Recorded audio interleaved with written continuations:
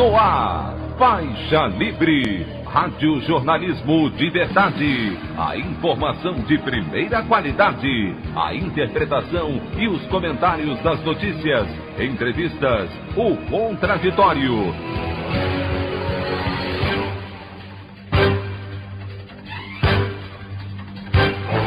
Tudo para aproximar você cada vez mais da realidade do Brasil e do mundo.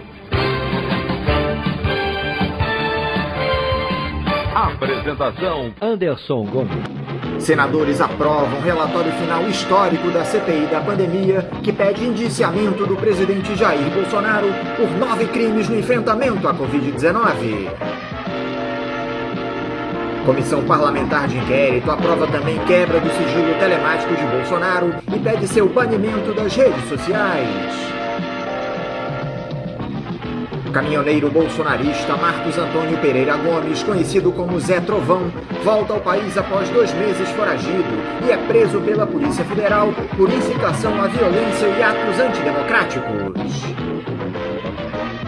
Essas e outras notícias na edição desta quarta-feira, 27 de outubro do ano de 2021, do programa Faixa Livre.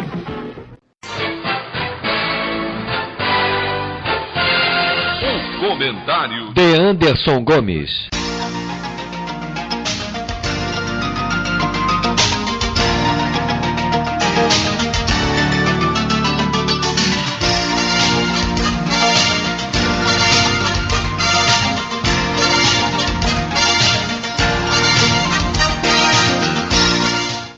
Bom dia, ouvintes.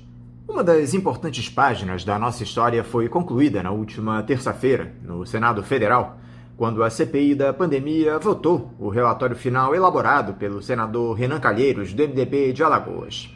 Os parlamentares aprovaram o texto de mais de 1.180 páginas por 7 votos a 4. A partir de agora, o documento será encaminhado aos órgãos que devem analisar a aceitação dos indiciamentos propostos, entre eles o Ministério Público e a Câmara dos Deputados. Na reta final dos trabalhos ontem, após 6 meses de discussões, o relator da comissão ainda incluiu o nome de mais algumas figuras no relatório final pelo suposto cometimento de crimes durante o enfrentamento à Covid-19 no país, entre eles o governador do Amazonas, Wilson Lima. O senador Luiz Carlos Reins, do Progressistas do Rio Grande do Sul, também havia sido imputado de última hora, mas o Renan Calheiros acabou atendendo a apelos de seus colegas de casa e desistiu da citação. Com isso, subiu para 80 o número de pedidos de indiciamentos, sendo 78 agentes públicos ou privados e 2 empresas. A partir de agora, a CPI se torna um observatório parlamentar permanente, como disse aqui para o programa na última terça-feira o senador Randolfo Rodrigues, da Rede do Amapá, para acompanhar os desdobramentos e as possíveis consequências do relatório final e cobrar aos órgãos competentes respostas sobre as investigações que partiram da comissão. Seguiremos aqui no programa atentos, especialmente às atitudes tanto do Procurador-Geral da República, Augusto Aras, como do presidente da Câmara, Arthur Lira, no encaminhamento às ações propostas contra o presidente Jair Bolsonaro, que foi imputado por 9 crimes na comissão de inquérito do Senado. Como disse aqui o Randolph, ainda que o impeachment do ex-capitão seja pouco provável de acontecer, a história vai apontar quem ficará de que lado. O dos que tiveram o mínimo de dignidade na defesa dos brasileiros, ou dos omissos e corresponsáveis por esse genocídio que já ceifou mais de 600 mil vidas nessa pandemia. Eu também queria fazer menção, no editorial de hoje, a mais um brilhante texto escrito pela jornalista Cristina Serra e publicado ontem na sua coluna no jornal Folha de São Paulo, onde ela aborda esse indecente áudio que vazou do banqueiro André Esteves e que tem o título Um Banqueiro e 2 Golpes. Diz a Cristina: o banqueiro faz questão de exibir sua influência junto às mais altas instâncias do poder político, com uma mistura de cinismo e boçalidade envernizada, própria de quem se acha educado só porque sabe usar os talheres. Esteve jacta-se de seu prestígio junto ao presidente da Câmara, Arthur Lira. Gaba-se do acesso ao presidente do Banco Central, Roberto Campos Neto, a ponto de este tê-lo consultado sobre o nível da taxa de juros, atitude que é um escândalo de relações carnais entre o público e o privado. vangloria-se de ter influenciado a decisão do STF favorável à independência do Banco Central, informando ter conversado com alguns ministros antes do julgamento, só não revelou quais, e expõe o motivo de tanto empenho. Se Lula for eleito, abre aspas, vamos ter 2 anos de Roberto Campos, fecha aspas. Esteves considera que Bolsonaro, se ficar calado e trouxer tranquilidade institucional para o establishment empresarial, será o favorito em 2022. Em tortuosa análise sobre o Brasil, Esteves compara o impeachment de Dilma Rousseff ao golpe de 1964. Abre aspas, dia 31 de março de 64 não teve nenhum tiro, ninguém foi preso, as crianças foram para a escola, o mercado funcionou. Foi como o impeachment da Dilma, com simbolismos, linguagens, personagens da época, mas a melhor analogia é o impeachment da Dilma, fecha aspas. A comparação é um insulto aos milhares de presos, perseguidos, torturados e assassinados na ditadura. Mas o raciocínio de Esteves faz sentido ao aproximar, talvez sem querer, as duas datas infames. 1964 e 2016 foram golpes. A conversa desinibida do banqueiro desnuda de maneira explícita um país refém de meia dúzia de espertalhões do mercado financeiro. A opinião do Faixa Livre. Bandeirantes AM, agora é 860. Sintonize no seu rádio.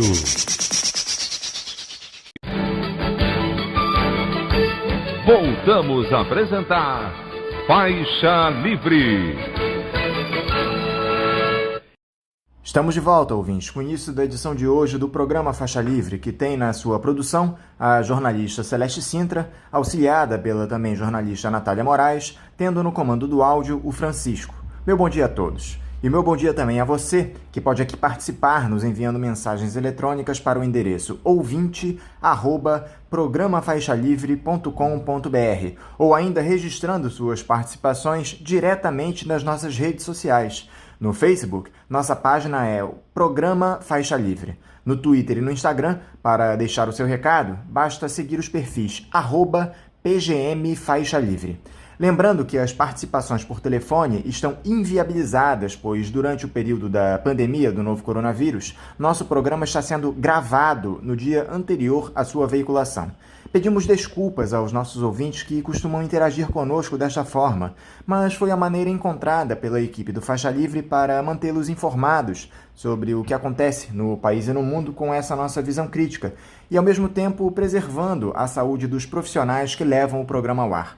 O Faixa Livre pode ser acompanhado também pelo nosso aplicativo para celulares com sistema operacional Android. O nome do aplicativo é Programa Faixa Livre. Os ouvintes também têm acesso à transmissão pelo nosso site, o www.programafaixalivre.com.br, ou pela página da Associação de Engenheiros da Petrobras, a AEPET, uma das nossas entidades patrocinadoras, no www.aepet.org.br. Para quem perdeu alguma das edições ou quer ouvir novamente o Faixa Livre, os áudios das entrevistas e editoriais estão disponíveis no nosso podcast, nos aplicativos Spotify, Deezer e Castbox. E dando início às nossas entrevistas, eu cumprimento o desembargador do Tribunal de Justiça do Rio de Janeiro, TJRJ, João Batista Damasceno. João Batista Damasceno, bom dia. Bom dia, Anderson. Bom dia, ouvintes do programa Faixa Livre. É um prazer mais uma vez estarmos aqui para este bate-papo. Damasceno, muito obrigado por você novamente conversar aqui conosco no Faixa Livre. Damasceno, nós tivemos ontem a conclusão de uma importante página da história do país. Foi justamente a CPI da pandemia, onde senadores apuraram eventuais crimes cometidos por agentes públicos e privados durante o enfrentamento da Covid-19. Houve a aprovação do relatório final produzido pelo relator da comissão Renan Calheiros, do MDB de Alagoas, que imputou dezenas de figuras da classe política, médicos, empresários, personagens que tiveram maior ou menor responsabilidade nesse verdadeiro morticínio que se deu, até agora com mais de 600 mil brasileiros indo a óbito. E como não poderia deixar de ser, o presidente Jair Bolsonaro é a personagem principal, com 9 pedidos de indiciamentos por crimes como prevaricação, epidemia com resultado morte e crimes contra a humanidade. Há também 2 empresas acusadas pelos parlamentares de agirem de maneira ilícita. Primeiro, Damasceno, como é que você observou os trabalhos realizados pela CPI ao longo desses 6 meses, com dezenas de depoimentos, muitos deles estarrecedores, macabros, apontando situações absolutamente inimagináveis em meio a uma pandemia? Qual é a avaliação que você faz da comissão? Ela cumpriu o seu papel? Anderson, a palavra que você usa, ela é muito adequada. Essa situação é estarrecedora. É claro que a CPI cumpriu o seu papel, né? No tempo que ela teve para fazer o que fez, para fazer as apurações que fez, ela cumpriu o seu papel. É óbvio que uma maior análise ainda pode ser feita, né? Maiores investigações ainda podem ser conduzidas. O que tivemos durante a CPI ou na CPI foi encontrar, né, o fio da meada, né? Foi encontrar a ponta do iceberg. A questão é muito mais profunda, porque ela envolve o que é saúde tratada como mercadoria, né? E tudo direcionava neste sentido, se não tivéssemos algumas decisões, dentre as quais a do Supremo Tribunal Federal, que reconheceu, porque está na Constituição, a competência concorrente dos estados e municípios para tratar da questão. Se a questão tivesse sido tratada exclusivamente no âmbito do Poder Executivo Federal, nós não teríamos tido vacina, nós não teríamos tido políticas públicas de restrições a direitos, né, dentre os quais o direito de ir e vir, né, dentre os quais o direito de funcionamento do comércio, né, dentre os quais a ausência de isolamento, né, os lockdowns que chegaram a ser decretados. Nós não teríamos tido nada disto e teria, né, sido desenvolvida uma política para a disseminação, né, do vírus, a disseminação da doença, para uma imediata, para uma pronta contaminação do maior número possível de pessoas e com mortandade talvez muito mais elevada, e a imunização, né, pela contaminação do rebanho, que é o nome que se dá, né, com a morte dos idosos, né, e isto, conforme disse uma diretora da SUSEP, aliviaria as despesas da Previdência Social, e morte, né, das pessoas com comorbidades, que reduziria gastos com o SUS e das empresas privadas de planos de saúde e seguro-saúde. Então, nós estávamos vivenciando, estávamos a caminho de uma mortandade muito maior do que os mais de 605 mil mortos, né, para resolver questões de ordem financeira, para resolver questões de previdência e de gastos com saúde pelas empresas de saúde. Então, é estarrecedor, efetivamente, o que nós estamos vivenciando. E, efetivamente, nós temos aí muitos crimes apurados, com indiciamento, né, do presidente da República e de muitos outros agentes públicos, associados entre si ou não. É estarrecedora essa situação e eu espero, né, que tenhamos uma maior apuração dessas ocorrências e que venhamos a ter, né, uma comissão da verdade da Covid para sabermos quem lucrou com este tipo de política. Eu acho que é essa questão que nós precisamos perguntar. Quem lucrou?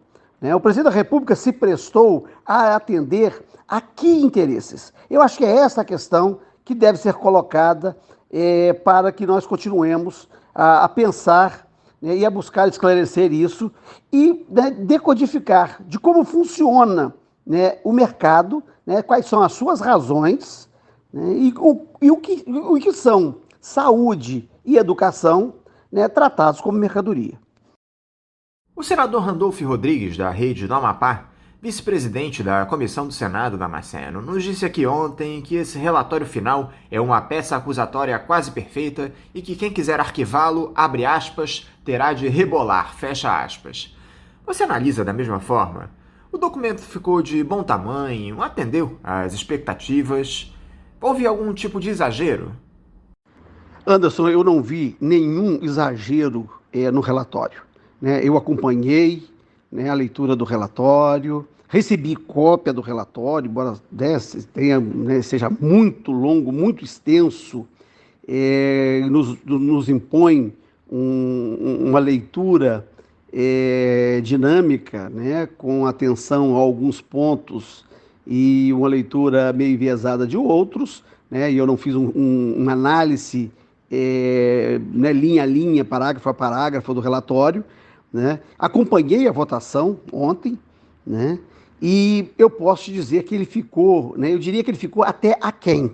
Ele poderia ser mais profundo, embora ele descreva, o relatório aprovado descreva situações muito estarrecedoras, como nós falamos na pergunta anterior. Mas eu não duvido de arquivamento, não. Se não arquivamento, pelo menos as postergações a que nós estamos acostumados a ver neste país. Eu já vi julgamentos, e todos nós temos ciência disto, em que uma pessoa é reconhecida por fotografia, um preto pobre, desdentado, favelado, morador da periferia, é condenado por fotografia, e se descobre depois que não era ele, ou mesmo as provas que ele tenha de que estava em outro lugar são desconsideradas. E já vi confissões resultarem em absolvição. A mulher do deputado Eduardo Cunha é um bom exemplo disto. Uma jornalista, apresentou o RJTV durante muitos anos, na TV Globo, e tinha conta no exterior, ela estava tudo documentado, as assinaturas eram dela. E no final foi absolvida porque ela disse que assinava aqueles papéis todos, abria aquelas contas do exterior e fazia aquelas coisas todas, porque o marido dela mandava e ela fazia tudo o que ele pedia ou o que ele mandava. E foi absolvido pelo juiz Sérgio Moro. Então, que é prova maior do que as confissões da ex-apresentadora do RJTV, esposa do ex-deputado Eduardo Cunha, e que resultou em suas absolvições, nos vários processos? Então, eu não duvido que a abundância de prova propicie absolvições ou até a inércia de determinados órgãos públicos, assim como também não me espanta mais, eu me bato contra isso, evidentemente, me causa indignação, mas não me causa surpresa que pessoas inocentes sejam levadas à prisão, ou sejam condenadas, ou sejam acusadas, ou sejam indiciadas, ao arrepio da ausência de qualquer indício de ilicitude. Então é muito complicado isso que nós estamos vivendo no presente momento no Brasil. E eu acho que nós não podemos nos acostumar com isso. E se eventualmente nós tivermos inércia dos que têm dever de agir, ou mesmo uma tergiversação, entre aspas, aí, daqueles que têm o poder de analisar adequadamente o que foi apurado, isso haverá de resultar, e nós devemos ter o compromisso de apontarmos o dedo e dizermos que nós não aceitamos que essas coisas continuem a ocorrer no Brasil. Com a aprovação do relatório final, Damasceno, o que será feito a partir disso? Quais são os próximos passos, juridicamente falando, após a finalização dos trabalhos da CPI, com as provas levantadas e as imputações feitas? Explica aqui para os nossos ouvintes, por favor. Pois bem, pelos crimes de responsabilidade definidos na Lei 1079, de 1950, que é a lei do impeachment, qualquer cidadão pode representar perante a Câmara dos Deputados, requerendo autorização para a abertura de processo contra o presidente da República ou o ministro de Estado. Então, neste caso, qualquer cidadão pode fazer esta representação, a Câmara pode autorizar, e autorizando, o Senado tem a incumbência de decidir se instaura ou não o processo contra essas autoridades, o presidente da República ou os ministros de Estado envolvidos. aqueles que são sujeitos passivos do crime de responsabilidade definidos na Lei 1079 de 1950. Pelos crimes comuns praticados pelo presidente da República, somente o Procurador-Geral da República pode denunciar o presidente da República, né, perante o Supremo Tribunal Federal. E, ainda assim, exige, para a abertura do processo pelo Supremo Tribunal Federal, exige-se também a autorização da Câmara dos Deputados, né? Então, aqueles que não têm foro privilegiado, aqueles que não têm né, essas possibilidades outras, né, de verem as instituições contra si, poderão ser denunciados, né, por órgãos, né, próprios do Ministério Público, né? Então, eu acho que nós temos aí, se tratando do presidente da República, nós temos crimes comuns, né, e crimes de responsabilidade, né? Os crimes comuns, tanto uns quanto os outros, demandam autorização da Câmara para o início do processo, né? Os crimes comuns poderão ser julgados perante o Supremo Tribunal Federal, e os crimes de responsabilidade perante o Senado Federal. Tá? Então, esses serão os passos que serão dados, né? E nós temos aí, né, muita água para passar por debaixo dessa ponte agora, e agora que nós vamos ver, né, o efetivo funcionamento das instituições, né, contra aqueles que se situam, né, num patamar diferenciado, né, da hierarquização social. Como eu já cheguei a citar, Damasceno, o chefe do Executivo teve o indiciamento pedido por 9 supostos crimes.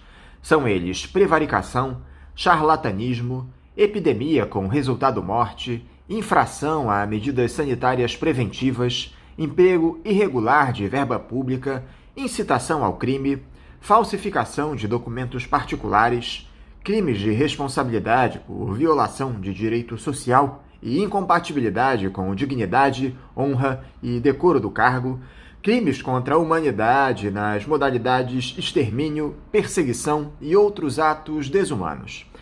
Nessas imputações, Damasceno, você vê alguma capaz de trazer dores de cabeça ao Jair Bolsonaro? Ele corre o risco de perder o cargo na sua avaliação? Anderson, sinceramente, eu não vejo a possibilidade do presidente da República, Jair Bolsonaro, vir a ser processado, né, por crime de responsabilidade perante o Senado Federal, né? Não vejo a possibilidade da Câmara né, autorizar a abertura deste processo e não vejo essa possibilidade de ocorrência. Isso porque o presidente da República, na verdade, ele representa interesses, né? Estão aí os banqueiros muito felizes da vida mandando, né, nas instituições públicas, e aí vale a pena lembrar, né, a entrevista, que não foi entrevista, foi uma palestra do banqueiro André Esteves, dono do Banco BTG Pactual, que é o Banco BTG, né, que é dono de um banco na Suíça, o BSI, né, e tem outros sócios importantes aqui, ele não é dono sozinho, né, e né, do que ele falou, né, na verdade, quem dirige a rapina, quem dirige a apropriação da riqueza nacional, né, são estes banqueiros, né, com quem os agentes públicos que deveriam dirigir o Estado obtêm, né, aconselhamentos e fazem o que esses banqueiros querem. Então, enquanto os banqueiros estiverem lucrando, né, o presidente da República não corre risco. Até porque ele precisa de ter uma base de apoio de apenas 172 deputados, né, um terço, 171, né, mais um, né? Porque 2 terços, 342, é o número exigido para a abertura do processo, né, para a autorização de abertura do processo. E ele conta com mais de 172. Né? Não seria, né, aqueles que pretenderiam a abertura de um processo por crime de responsabilidade contra o presidente da República, né, não conseguiriam atingir, né, 342 votos hoje na Câmara dos Deputados. Tá? Então, eu não vejo a possibilidade do presidente correr qualquer risco, né, de sofrer um impeachment. Eu tenho até dúvida se ele sofrerá, né, se ele será denunciado por quaisquer dos crimes, né, que lhe imputam, né, e se for denunciado por um ou outro, né, a maioria desses crimes, as penas são muito pequenas, com exceção, né, do crime né, relativo à pandemia. sem eventualidade de uma denúncia ou um processo por crime comum, se isso, ao final, né, quando se for apreciado, já não estará prescrito. Eu creio que a minha esperança, e eu acho que a esperança dos que pensam essa questão com seriedade, é o Tribunal Penal Internacional, né, pelos crimes contra a humanidade. Né? Não é genocídio, né, porque não foi uma etnia, não foi um grupo étnico, né, ou social específico a que se destinou, né, o tipo de política, não foi a ausência de política, né, dessa política de extermínio, né, mas está caracterizado o crime, estão caracterizados, né, crimes contra a humanidade. Né, e o presidente poderá vir a sofrer um processo ou até condenação no Tribunal Penal Internacional. Né? Eu acho que este deve ser o caminho, né, porque não vejo outra possibilidade de buscar a sua responsabilização na ordem interna.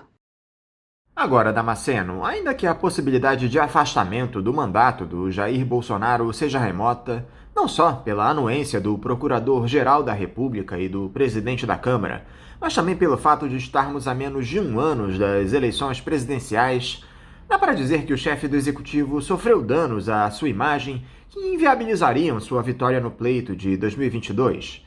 Os efeitos políticos dessa CPI para o ex-capitão Damasceno são relevantes ou isso acaba se dissipando nesses programas assistencialistas que ele tem anunciado nos últimos dias? Anderson, não são os programas assistencialistas ou os programas assistenciais né, que garantem esta base de apoio que o presidente ainda tem. Né? O que tem garantido isto é uma forma de concepção, né, que eu não vou nem falar de concepção de vida, né, mas uma concepção tosca, né, de sobrevivência. Então, o presidente fala para um público muito específico, né, gente raivosa, gente ressentida, gente ignorante, gente que ainda pensa que a Terra é plana, né, que o vírus é uma fake news chinesa, né, que vacina pode transmitir AIDS, que vacina contra o SARS-CoV-2, que evita a Covid, né, pode transmitir AIDS ou outras doenças, que as mulheres podem ficar menos férteis, né, que os homens podem ficar impotentes. Então veja o seguinte, há um público, né, que acredita nisto, né, e é este público que aplaude qualquer coisa, né, que o ex-capitão, né, fale. Né, são pessoas que não estão levadas pelo raciocínio, né, não estão sendo levadas pela racionalidade, né, são pessoas que estão, né, que vivem, né, orientadas por crenças toscas. Né? Então, para essas pessoas, aí, 10% do eleitorado, né, pouca diferença faz, né, o que o presidente fez, faz ou fará, né, as mentiras que ele falará, as fake news que ele divulgará, né, as consequências que tiver, como, por exemplo, né, as redes sociais, né, as plataformas têm apagado, né, as suas lives e as suas postagens toscas, né, essas pessoas ainda acham, né, que ele está sofrendo esse cerceamento na sua liberdade, né, de difundir coisas toscas. Então, eu acho que o momento que nós estamos vivendo ele é muito complicado. Né, e tem uma parcela da população, felizmente essa parcela é pequena, tá? Talvez ele possa até chegar ao segundo turno, se um terceiro lugar não o suplantar, mas ele não cresce muito além do apoio que já tem, não. Né? Esse apoio que ele tem é um apoio cristalizado, né? As pessoas que votariam nele em qualquer circunstância, e agora a maioria do eleitorado brasileiro, né, não votaria nele, né, em nenhuma outra circunstância. Então, acho que... Mas ele está no páreo, né? E a questão é que não é só, né, o presidente Jair Bolsonaro, né? São todos aqueles que pensam igual a ele, né, e que não são poucas pessoas. Né? Isso, né, nós temos aí, né, de 10 a 15 milhões de brasileiros, né, que pensam como ele pensa, né? 10 a 15 milhões de eleitores, né, e que pensam como ele. Né? E é isso que é preocupante, né? Porque se ele cai, um outro ocupará o lugar dele e continuará, né, a prestar o desserviço, né, a cultura, a inteligência, a educação, a saúde, né, a erradicação da pobreza ou da miséria, né, a mudança de rumos da política nacional. Né? Então, o que é preocupante não é o presidente em si, né, mas aqueles que pensam como ele e que serão capazes no futuro de fazer algo similar ao que ele faz, ou atrapalhar aqueles que queiram fazer diferente. Tratando de um outro tema agora, Damasceno, o Congresso tem tentado aprovar uma proposta para lá de polêmica, especialmente se nós levarmos em conta esse processo de judicialização da atividade política que tomou conta do nosso país nos últimos anos. Eu me refiro a essa proposta que amplia o controle dos parlamentares sobre o Conselho Nacional do Ministério Público, o CNMP. Recentemente, a Câmara rejeitou o substitutivo do deputado Paulo Magalhães, do PSD da Bahia, que previa que 5 integrantes do Conselho seriam indicados ou eleitos pelo Poder Legislativo. Atualmente, são apenas 2 indicados. A PEC também propõe a alteração da indicação do Corregedor Nacional do Ministério Público, que deve ser o vice-presidente do CNMP. Apesar da derrota em plenário, o presidente Arthur Lira, um dos entusiastas da matéria, ainda quer trazer de volta à discussão o texto original, de autoria do deputado Paulo Teixeira, do PT de São Paulo. Houve reação dos procuradores, dos representantes do MP, na própria mídia dominante, Damasceno, na tentativa de influenciar, mais uma vez, a opinião pública a respeito dessa questão. Como já comentei, esse tema provoca discussões dentro do próprio campo progressista. Eu queria a sua opinião sobre essa PEC, Damasceno. Não podemos esquecer que essa suposta autonomia do Ministério Público levou a aberrações, como a Operação Lava Jato. Você vê com bons olhos essa proposta de ampliar a influência política no CNMP, Damasceno? Anderson, a primeira questão que nós precisamos ter em mente é que quem quer cachorro bravo deve mantê-lo na coleira, porque senão ele morde o próprio dono. Né? O que nós presenciamos, o que nós assistimos com a Lava Jato, né? O Principado de Curitiba, o procurador Delanhol, né? E outros, é apenas exemplificativo do que uma instituição sem controle é capaz de fazer. Né? Então, quem controla o Ministério Público? Ele processa todo mundo, processa quem quer, instaura procedimentos preparatórios, investiga, né? Embora a Constituição não lhe atribua poderes de fazer investigação criminal, ele investiga. Né? A Constituição diz que ele tem o poder de requisitar inquérito policial e promover o inquérito civil público. Né? Não está lá que ele possa promover o inquérito policial, mas ele promove, ele investiga, né? E desde a rejeição da PEC 37 em 2013, né? Ele ampliou esse seu poder investigatório. No Rio de Janeiro tinha o guardião, né? Numa entrevista com o coronel que era o presidente da SEAP, era o secretário da SEAP, Secretaria de Administração Penitenciária do Rio de Janeiro. Eu perguntei isso a ele, ao coronel Rubens César, né? O que ele fazia com o SEAP e com um guardião, né, para fazer escutas. E ele disse que o guardião não era da SEAP, que o guardião era do MP. Né? Procura isso aí, por favor, no YouTube, aí no Google, no site de busca. Né? Coloca lá Damasceno, guardião e SEAP, o coronel Rubens César, que você vai achar um trecho dessa entrevista, né? Essa pergunta que eu fiz aí na bucha. Então, o Ministério Público ele não tem efetivamente o controle. Né? E é preciso controlar o Ministério Público. Eu tenho dúvidas sobre a questão da politização. Esses conselhos estão muito politizados, tanto o Conselho Nacional do Ministério Público quanto o Conselho Nacional de Justiça. Né? Eles precisam ser um pouco despolitizados. Né? Não raro nós vamos encontrar, né, as indicações passando, né, por critérios que não são republicanos. Né? Já tivemos casos de ministros que indicam os seus juízes auxiliares, né, para comporem juntamente com eles o Conselho Nacional de Justiça. Né? Então, como é que o que deveria ser representação proporcional, um juiz, né, um desembargador, né, do CNJ, acaba sendo o ministro, né, e o seu auxiliar. Né? Então já chega ali com outro peso. No Conselho Nacional do Ministério Público, a mesma coisa. Né? Então eu acho que nós precisamos repensar essa questão da politização destes conselhos, tá? Mas a ampliação é muito saudável.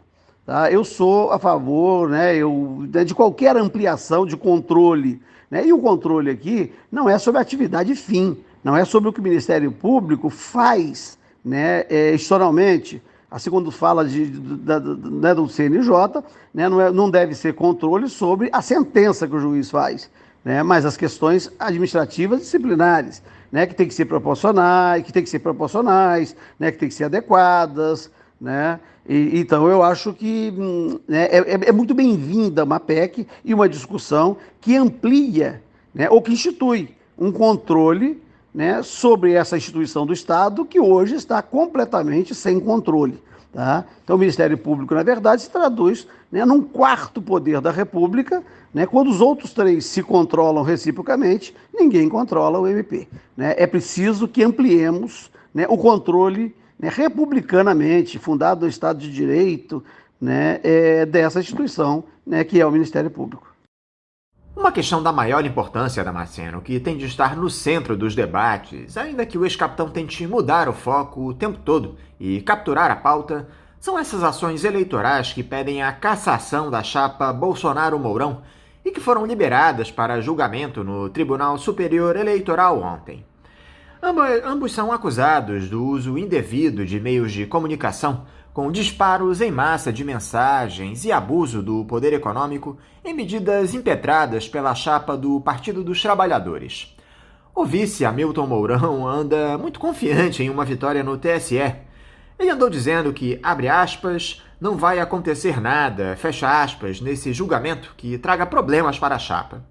E a sua opinião, Damasceno, é a mesma do general? Dá para acreditar na cassação das candidaturas de Bolsonaro e Mourão por conta desses disparos em massa de notícias falsas durante a campanha de 2018? Qual é a sua expectativa sobre esse julgamento? Anderson, não houve, né, a liberação para julgamento ontem, não.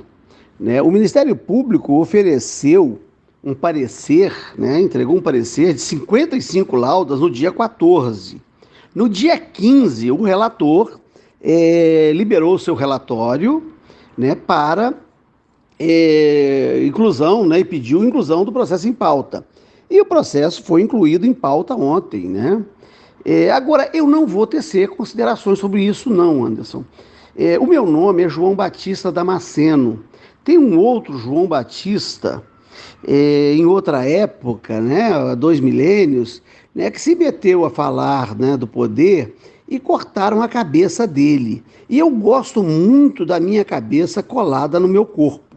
Tá? Então eu não vou tecer nenhum comentário, né, sobre essa celeridade, né, de um parecer do dia 14, da liberação do relatório do dia 15, né, e da inclusão em pauta e início de julgamento, né, com menos de 10 dias entre tudo isso, não. Tá? Eu vou me abster de responder a essa questão e te peço desculpas, assim como, né, aos ouvintes do programa Faixa Livre. O que mais chama a atenção, Damasceno, é que os advogados dos autores dessas ações afirmam que não foram compartilhadas provas dos processos que tramitam no Supremo Tribunal Federal, essenciais para a investigação, entre elas documentos relativos à quebra do sigilo do empresário Luciano Hang. A Corte compartilhou em 16 de setembro com o Tribunal Superior Eleitoral documentação dos inquéritos das fake news e dos atos antidemocráticos. O STF e o TSE, porém, informaram que apenas compartilharam os documentos que consideraram pertinentes.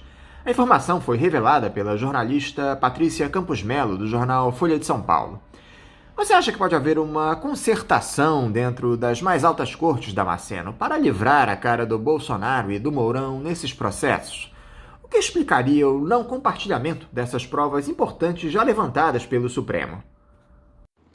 Anderson, a minha tese de mestrado em ciência política, né, que eu defendi no Instituto de Filosofia e Ciências Sociais, da UFRJ, né, no programa de pós-graduação em ciência política, foi sobre politização da justiça e pessoalização da jurisdição. Tá? Eu estudei bem isso, né, na história do Brasil e muito na história da República e, né, com boas pinceladas nos tempos atuais.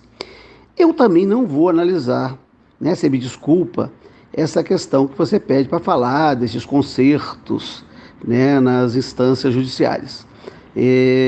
Eu, né, também vou me abster, né, de responder esta questão, embora, sem tratar deste caso concreto, tratar dessa situação, eu já tenha estudado o processo de politização da justiça, tá, e dos seus padrões de funcionamento. Tá? Mas acho que não devo, né, me manifestar sobre isso. Eu quero terminar, Damasceno, voltando a falar do Conselho Nacional do Ministério Público, mas dessa vez de uma decisão que me parece coerente da parte dos seus integrantes, que foi a aprovação da demissão do Procurador da República no Paraná, Diogo Castor de Matos. Essa punição foi aplicada porque ele contratou um outdoor em defesa da Operação Lava Jato, na época em que ele era integrante da Força Tarefa. Em uma votação apertada por 6 votos a 5, a maioria dos conselheiros entendeu que Castor de Matos violou deveres funcionais e ficou configurado ato de improbidade. Ainda cabe recurso dessa decisão. E parece que não há muito o que dizer a respeito disso, não é, Damasceno? Uma decisão correta do CNMP. O que me chama a atenção é como aqueles procuradores envolvidos nesse escândalo que foi a Operação Lava Jato, o próprio ex-juiz Sérgio Moro, não sofreram qualquer tipo de sanção até agora. Aliás, o Moro deve ser lançado em breve como candidato à presidência da República no embalo dessa força-tarefa criminosa. Anderson, o Eduardo Galeano tem uma frase que diz que as instituições do sistema de justiça são como as cobras, né? Só tem a capacidade de morder o calcanhar, né, daqueles que andam descalços. Né? O procurador Castor de Matos é um elo fraco dessa turma toda. Né? É fácil punir o Castor de Matos. Né? Ele talvez não tenha grandes proteções, não tenha prestado grandes serviços, né? Não tenha o estofo, né, para enfiar os pés pelas mãos e continuar sendo protegido e impunemente. Eu acho desproporcional, tá? Colocar um outdoor, seja uma demissão, né, e violar o sigilo de conversação telefônica da presidenta da República sem autorização e divulgar isso, né, não é muito mais grave? Né? Divulgar uma delação, uma falsa delação, uma delação, né, falseada a 6 dias da eleição para mexer no resultado eleitoral, né, e levar o país ao estado em que estamos, não é muito mais grave? Né? Então, o que tem aí, o Castor, né, este Castor, é o elo fraco, né, e foi fácil sugerir a sua demissão, porque também não foi demitido, não. Né? O Conselho Nacional do Ministério Público autoriza que ele seja réu numa ação, que seja proposta contra ele uma ação para que ele venha no futuro a perder o cargo. Tá? Então não tem perda de cargo, é automática, não. Tá? Então o que temos aí, e por um outdoor, né, é óbvio que ele não deveria tê-lo feito, né, é óbvio que não deveria ter utilizado terceiro para se manifestar, né, e o outdoor saudava, né, a força-tarefa da qual ele fazia parte, é um autoelogio, autopropaganda. O que ele não poderia fazer, né, é usar terceiro, usar um laranja para contratar o outdoor e etc. Né? Mas eu acho desproporcional, e nós temos que tomar cuidado com as penas desproporcionais, tá? E não tem esse efeito, não. Né? Isso é muito mais para fazer uma cortina de fumaça e dizer que alguma providência foi tomada. Né? A ação poderá até não vir a ser proposta, né, para, né, que ele possa vir no futuro, né, a perder o cargo. Tá? Eu não aprovo esse tipo de coisa, não tenho uma concepção punitivista. Tá? Eu acho que todos os que são acusados, todos aqueles que tenham cometido alguma infração, devem estar sujeitos, né, devem ter as garantias do devido processo legal, os direitos individuais e fundamentais, e responsabilizados proporcionalmente, né, aos danos que tenham causado. Tá? Não é nem a impunidade, nem a exemplariedade, né, que é muito perigosa também. Tá? A exemplariedade é julgamento com fundamento moral, subjetivo, e que não é pautado, né, pela ordem jurídica, pela racionalidade do Estado de Direito. João Batista Damasceno, mais uma vez, muito obrigado por você conversar aqui conosco no programa. Eu quero te desejar um ótimo dia de trabalho e também deixar o meu abraço. É sempre um prazer estar aqui nessa interlocução contigo, com os ouvintes do programa Faixa Livre. Um abraço para você, para a Celeste e para todos da equipe. Conversamos aqui com o desembargador do Tribunal de Justiça do Rio de Janeiro, TJRJ, João Batista Damasceno. Como vocês, ouvintes, sabem, o Faixa Livre tem passado por um processo de transição nos últimos tempos que provocou algumas mudanças e adaptações às novas tecnologias. Uma delas é justamente a adoção de uma chave Pix, essa nova modalidade de transferência de valores para os ouvintes que desejam contribuir com qualquer quantia para a manutenção do nosso programa. Portanto, para você que já aderiu a essa tecnologia, a chave Pix da conta do Faixa Livre é o nosso e-mail, ouvinte@programafaixalivre.com.br. Repetindo, a nossa chave Pix é ouvinte@programafaixalivre.com.br. Para você que faz transferências da maneira tradicional, a nossa conta corrente em nome da Associação de Funcionários do BNDES, a AFBNDES, do Banco Itaú, agência 1964, conta corrente 03004, dígito 1. Repetindo, a agência do Banco Itaú, de número 1964, conta corrente 03004, dígito 1. O CNPJ da FBNDES para a realização de depósitos para quem não é cliente do referido banco é o 33984-550-0001-41. Repetindo, o CNPJ da FBNDES é o 33984-550-0001-41. Lembrando que todos os recursos depositados nessa conta são destinados exclusivamente ao financiamento dos custos do Faixa Livre. Para quem não conseguir anotar as informações referentes à conta, elas estarão disponíveis também no nosso site, o www.programafaixalivre.com.br, e nas nossas redes sociais, no Facebook, Twitter e Instagram. Então, repetindo mais uma vez, a nossa chave Pix é ouvinte@programafaixalivre.com.br e a conta corrente em nome da AFBNDES no Banco Itaú, agência 1964, conta de número 03004, dígito 1. Vamos agora ao nosso primeiro intervalo. Voltaremos já já. Bandeirantes 860. Nova frequência para velhos amigos.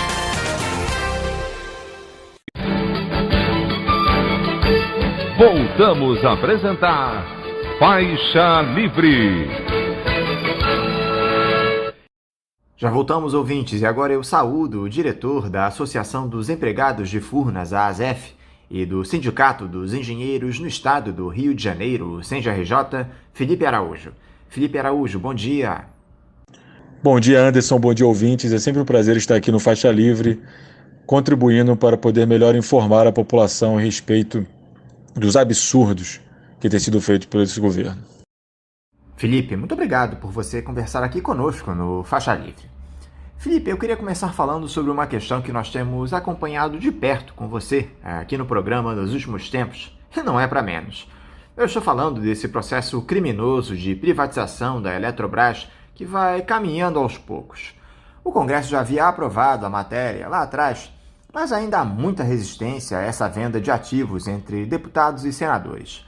Pois bem, esse mês o governo aprovou a modelagem de privatização da estatal definida pelo BNDES e que será enviada ao Tribunal de Contas da União para que o órgão dê o aval. A resolução do Conselho do Programa de Parcerias de Investimentos, o PPI, que coordena as privatizações e concessões do governo, prevê a reestruturação societária da Eletrobras a ser realizada antes da privatização, de modo a segregar a Itaipu Binacional e a Eletronuclear para que permaneçam sob controle acionário da União. A expectativa do governo federal é efetuar a venda das ações da estatal no primeiro semestre do ano que vem.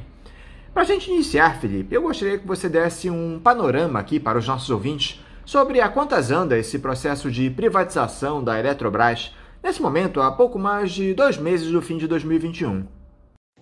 Bom, Anderson, você já deu um bom apanhado do que aconteceu nos últimos tempos. A gente teve a autorização pelo Congresso da possibilidade de privatização com uma série de condicionantes, os famosos jabutis, que são rejeitados e criticados por todas as partes do mercado, consumidores, trabalhadores, menos o governo. O único que não critica esses jabutis são o governo e os congressistas que tiveram seus jabutis aprovados, né? É uma negociata entre amigos, uma confraria que toma conta do nosso país em relação a esse projeto de lei. E, enfim, eles tiveram converteram a medida provisória 1031 em lei, né, lei 14.182, que é a que dá autorização à privatização da Eletrobras, em 12/7 desse ano, com alguma ratificação e detalhamento dos termos que constavam na medida provisória 1031. Depois disso, houve o decreto, né, 2 meses depois, 13/9, decreto para a criação da ENB-Par, que é uma empresa criada para poder absorver eletronuclear e Itaipu Nacional, que eletronuclear, por força da Constituição, não pode ser, o controle dela não pode ser alienado para privados, né? Tem que ser mantido sob o governo federal, por lidar com energia nuclear. E a Itaipu Nacional, por ser um acordo entre 2 nações, é muito complicado você passar isso por um controle privado, você teria que manter isso também sob o guarda-chuva do governo. Então eles criaram uma nova empresa, ENB-Par, que pretende-se, sob seu guarda-chuva, guardar essas 2 empresas. E aí cindir elas do resto da Eletrobras, deixando o caminho aberto para a privatização da Eletrobras. Lembrando que esse tipo de movimento já foi feito lá no passado, né? A Eletronuclear era parte de Furnas, né? A empresa que eu sou engenheiro, trabalho lá. E cindiram Eletronuclear e Furnas, para deixar Furnas preparada para a privatização na época do Fernando Henrique Cardoso, e essa operação não foi concretizada. Em 18/10, né, desse mês, portanto, foi concluído diligência, avaliações econômicas e modelagem de capitalização pelo BNDES. E aí, curiosamente, um dia depois somente, saiu uma resolução do CPPI, como você falou, e definindo os parâmetros para a capitalização baseados nos estudos que tinham sido finalizados somente um dia atrás. Para você ver como as pessoas estão fazendo, estão tratando esse país, né? Em tese, foi feito um estudo que demorou alguns meses para poder ser concretizado, e aí a CPPI, um dia depois, todo mundo pegou a matéria, leu, tirou todas as dúvidas, e em somente 24 horas conseguiram fazer uma resolução com definição de parâmetros. Quem acha que isso já não estava armado, né? Então, assim, esse projeto tem sido feito dessa forma, né? Dessa forma abatalhoada, dessa forma completamente não transparente e, no meu entendimento, completamente criminosa. Depois da resolução do CPPI, que já saiu, os próximos passos seriam o acordo no TCU sobre a outorga, né, confirmação do valor de outorga. Confirmando o valor de outorga, é preciso uma AGE, uma Assembleia Geral Extraordinária dos acionistas da Eletrobras, para aprovação da capitalização pelos acionistas da companhia. A implementação das mudanças societárias, que seria a ENB-Par, passa a deter o controle acionário da Itaipu Nacional e Eletronuclear. E, por último, um novo acordo no TCU, confirmando detalhes da capitalização em si, em relação à oferta. E aí, depois desse acordo no TCU, seria feita a oferta. Esses são os próximos passos desenhados pelo governo no cronograma completamente real colocado por eles. A gente tem, nesse íntere, estamos com 2 ações diretas de constitucionalidade no STF, trabalhando com a possibilidade de mais. Fizemos denúncias à CVM por algumas reuniões dos diretores, que os diretores estão fazendo com os empregados, inclusive colocando em rede aberta do YouTube para toda a sociedade ver, sem fazer nenhuma comunicação ao mercado, o que mostra o amadorismo completo das pessoas que estão à frente da maior empresa do setor elétrico, uma empresa de energia da América Latina, e estão à frente desse processo de privatização, e que dá bastante o tom de como isso está sendo feito e a seriedade com que isso está sendo feito. Na verdade, eles estão preocupados em fazer o negócio e nada mais. Eu imagino que você já tenha se debruçado sobre essa modelagem de privatização da Eletrobras desenvolvida pelo BNDES, Felipe. E ela se dará em 2 etapas. Me corrija se eu estiver errado, por favor. A primeira, através de um processo de capitalização, onde serão emitidas novas ações que podem ser compradas no mercado primário até diminuir a participação da União na companhia. Nessa etapa será injetado dinheiro de investidores privados. Ficou estabelecido também que os empregados e aposentados, além das subsidiárias, terão prioridade na compra de até 10% das ações, bem como que outros 6 bilhões de reais possam ser usados por pessoas físicas através do Fundo de Garantia e por tempo de serviço. Essas pessoas podem usar o FGTS para comprar as ações da companhia com investimentos a partir de R$ 200 reais. Haverá também uma alteração no Estatuto Social da Eletrobras para que seja incentivada a pulverização das ações da companhia através de mecanismos para garantir que a empresa não passe a ser controlada por um único acionista ou por um grupo de acionistas. Enfim, Felipe, há uma série de detalhes, minúcias, mas eu queria te ouvir a respeito disso. O que você achou desse modelo de privatização da estatal que foi desenvolvido pelo Banco Nacional de Desenvolvimento Econômico e Social? A primeira coisa que tem que ser dita a respeito de qualquer modelagem da capitalização da Eletrobras é que a motivação é completamente errada e busca enganar a população brasileira. Esse é o primeiro ponto. Diz que eles afirmam que a empresa não tem capacidade de investimento, que é mentira. Eles afirmam que com a capitalização vai ter reforço de caixa, o caixa nunca esteve tão forte.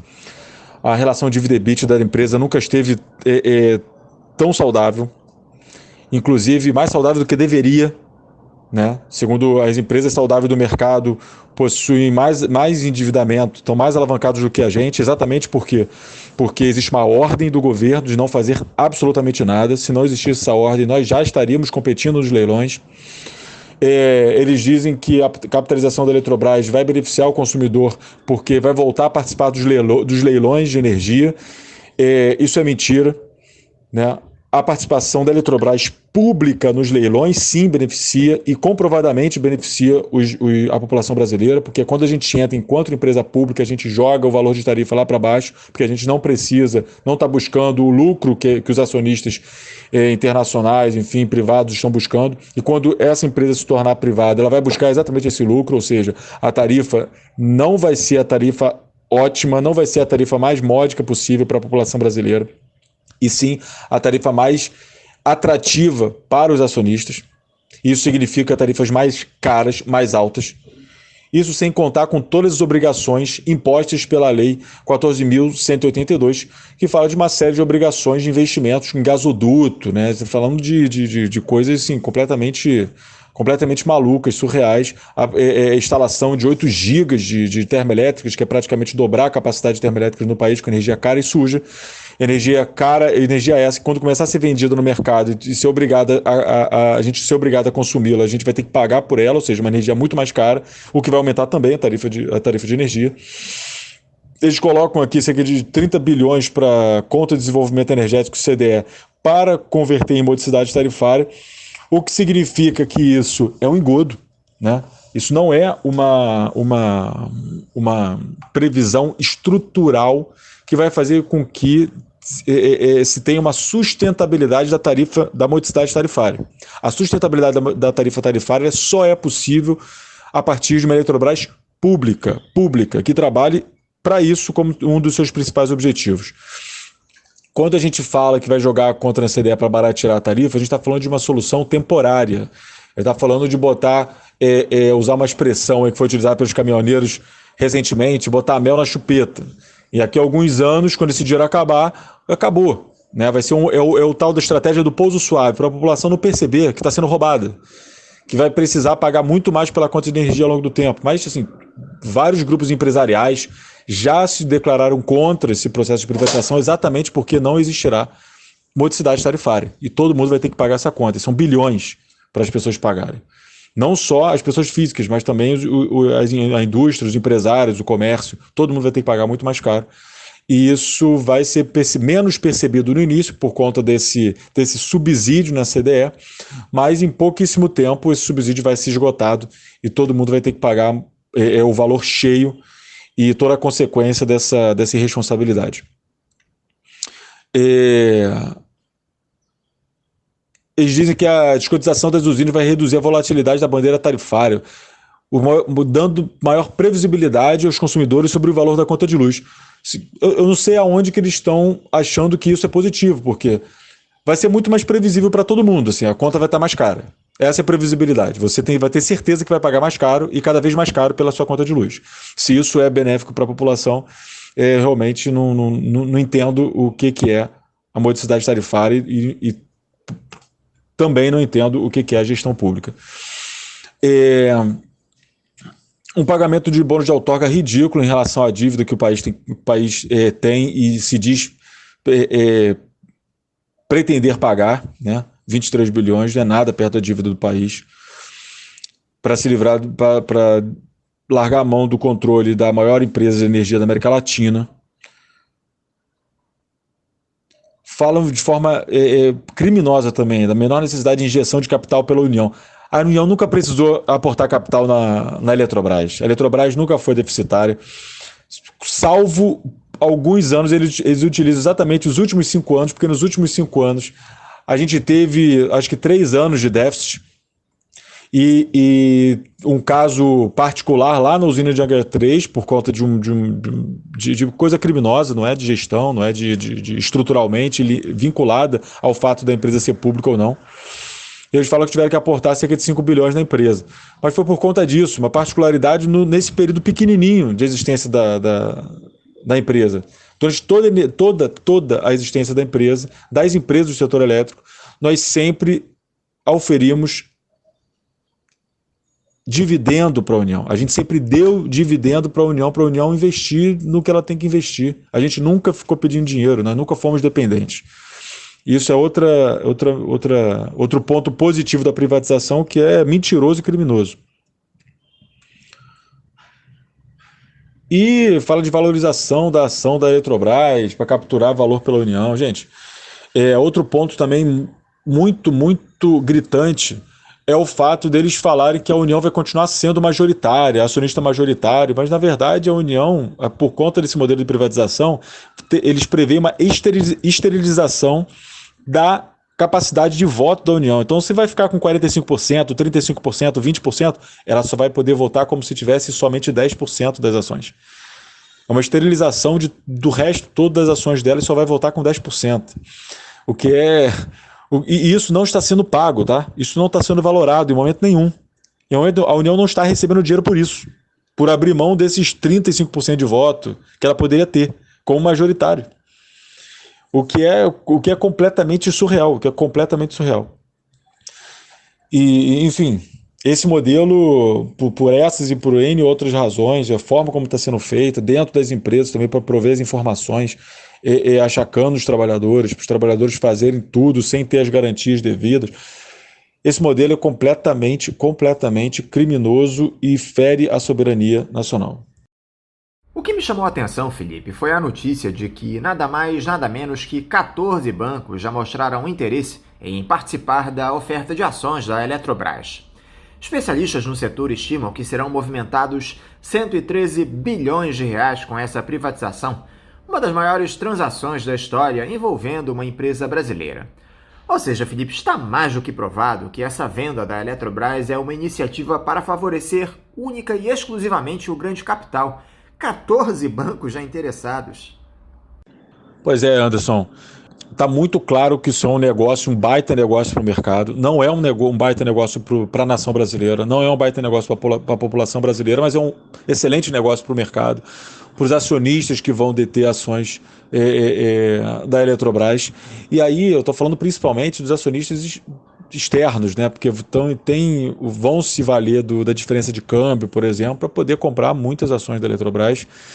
E mais um detalhe sobre o modelo que eles falam sobre a questão da poison pills, né, para evitar as pílulas de veneno, para evitar o poder acionário, do controle acionário de formação de blocos acionários acima de 10%, é completamente falho. É completamente falho. Na verdade, a gente tem algumas medidas ali que podem ser contornadas, né? Nós, nas audiências públicas no Congresso, a gente já mostrou que aquelas medidas elas podem ser contornadas sim, né? Mesmo sem conformação oficial de blocos. A gente sabe que várias empresas externas elas são controladas por outras nações. E essas empresas elas podem comprar 10% cada um sem conformar formalmente um bloco de acionistas para controlar a empresa, mas controlando através do seu acionista majoritário, que é um outro país, né? Então, para deixar bem ilustrado, o caso da China é um caso desses, tem as 5 empresas no Brasil, cada uma podendo comprar 10% das ações da Eletrobras. Voltando à questão dos bancos, nessa semana a gente viu o vazamento do áudio do banqueiro André Esteves e tivemos a real noção, quem não tinha ainda a real noção de como funciona essa República de Bananas está tendo agora a real noção. Os bancos controlam a nação, né? Os grandes capitalistas controlam a nação. É isso que está funcionando agora, não é o povo. Só é quem detém o capital que controla a nação. Em especial os banqueiros são um grupo de interesse especial, né, nesses controladores. E eles sim estão querendo muito participar dessa operação, porque vão ganhar muito dinheiro nessa operação. Todo mundo que se envolver nessa operação vai ganhar muito dinheiro, né? Então, por quê? Porque e esse dinheiro vai sair de algum lugar, esse dinheiro não se cria, né? O dinheiro sai de um lugar e vai para outro lugar. Sai o dinheiro do bolso de alguém para ir para o bolso desses banqueiros, desses acionistas, desses investidores internacionais. O dinheiro vai sair do bolso dos consumidores e dos comerciantes, dos industriais brasileiros que vão ter que pagar mais na tarifa da energia. É daí que vai sair do nosso bolso para eles. No mês passado, Felipe, o governo criou uma estatal, a Empresa Brasileira de Participação em Energia Nuclear e Binacional, a ENBPar, vinculada ao Ministério de Minas e Energia para comprar o controle da eletronuclear e a parte da Eletrobras no capital de Itaipu, ativos que não serão privatizados, como eu já havia dito anteriormente. Há 4 bilhões de reais no orçamento de 2021, segundo o governo, reservados para a constituição dessa nova estatal. Essa ENBPar também irá gerir os contratos da Reserva Global de Reversão, a RGR, firmados até 2016, os Programas Nacional de Conservação de Energia Elétrica, o PROCEL, de Incentivo às Fontes Alternativas de Energia Elétrica, o PROINFA, o Mais Luz para a Amazônia e o Mais Luz para Todos. Nós estamos em um momento, Felipe, onde mais do que nunca a energia se tornou um ativo estratégico no mundo. Em meio a essa renovação que há para a adoção de uma matriz energética mais limpa, explica aqui para a gente, por favor, mais uma vez, Felipe, a importância de nós termos uma Eletrobras estatal pertencente ao povo brasileiro na sua integralidade. Anderson, obrigado pela sua pergunta. A ENBPar ela vai ser criada para comportar aquelas empresas, como eu disse já anteriormente, né, Eletronuclear e Itaipu Binacional, por serem traves a fazer um negócio muito célere, né, e por ter alguns entraves constitucionais, não poder ser privatizado. Já tentaram fazer isso no passado, como eu disse também no caso de Furnas, na década de 90, que foi quando foi criada a Eletronuclear. E essa empresa sim, né, tende a ser uma empresa dependente do Estado. E já vai ter que receber um aporte imenso aí do Estado, né, de de 3,5 bilhões, só para começar a história.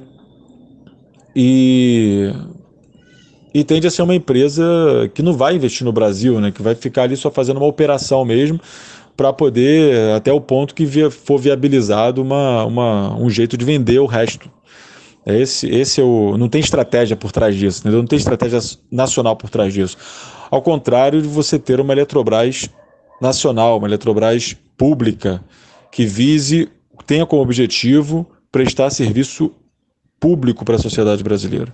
E aí, nesse sentido, a gente participa de leilão para levar, não é para ganhar dinheiro, né? A gente entra no leilão para poder garantir suprimento de energia necessário para a sociedade se desenvolver e, ao mesmo tempo, trazer modicidade tarifária, ou seja, os nossos lançamentos, nossos lances nos leilões são aqueles menores possível, né? Com a margem de lucro pequena, só mesmo para a gente poder tocar o negócio e fazer reinvestimento e entrar em novos leilões.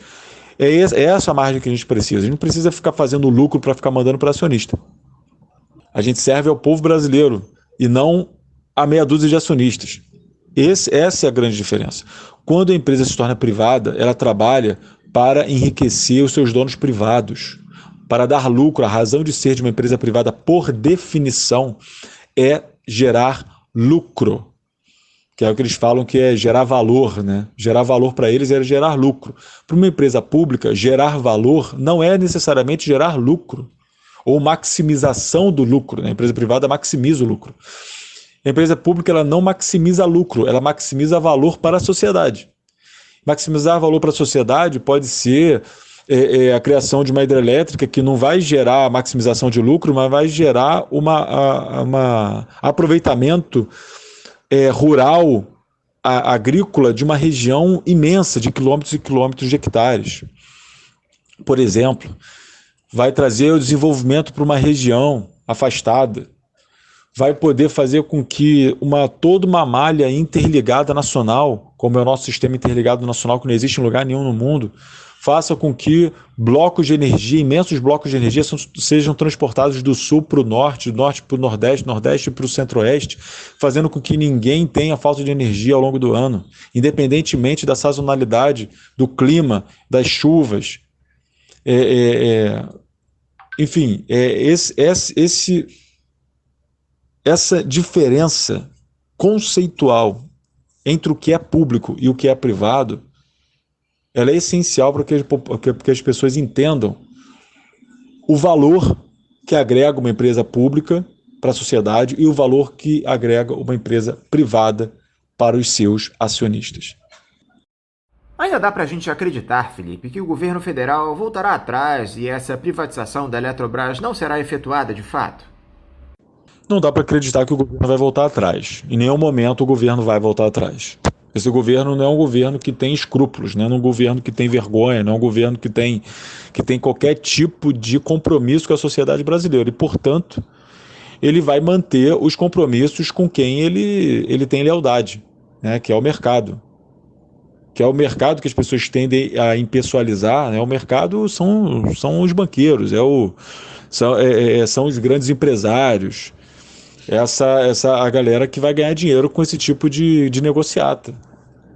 O próprio André Esteves, do BTG Pactual, que faz live atrás de live, falando que vai bombar a capitalização da Eletrobras, que faz aconselhamento de compra da ação da Eletrobras, porque vai rolar a operação, tá? Nisso até o pescoço.